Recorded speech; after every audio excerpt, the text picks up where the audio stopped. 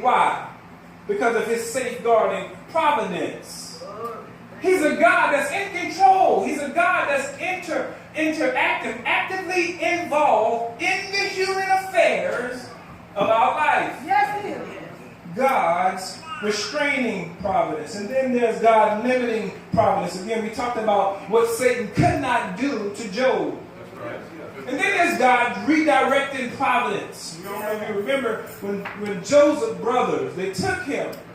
And they weren't allowed, they took him and they meant for evil. But God did what? He redirected what they meant for evil for good. Amen. That's God redirecting things sometime in our life. Do you know there's things that God will allow in our lives sometime that he may redirect us? Amen. There's things that, again, we don't want to go through or we don't want to be a part of. But God providentially allows and do things. And I want you to know that understanding God's providence and his peace for our lives always brings us to meaning and purpose in life. Amen. It does. When we understand his providence and that he's in control. Now, again, when we take a look at the Apostle Paul today, we're going to see Paul living what you call a coram deo life. Coram deo, it's a Latin term.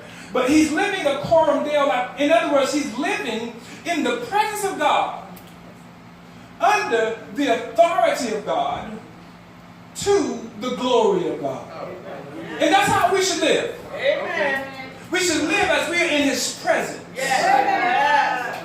Under his authority. Yes. In everything for his glory. Yes. That's how, if you live life that way, you're going to find yourself, because what we're going to talk about with Paul, and I'm not going to be before you very long, but what we're going to talk about with Paul is his personal providence. Now God does. He has all these different providences that he has in his life. He has different cares, different ways that God provides his providence for our life. But what we're going to talk about is Paul's personal providence because of his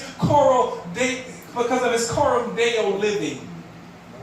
That Paul said, my entire life, the word coram is the Latin term to be in the presence of a judge. It means like you're standing in court and like you're before the judge.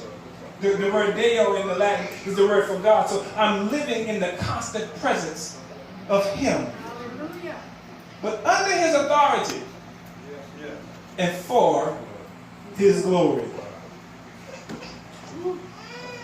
I'm going to briefly take you through Acts 23 through 26. Now, we're not going to cover everything there. I'm going to stop in a couple of different places. I know there are a lot of chapters, and you may be like, that's going to be long.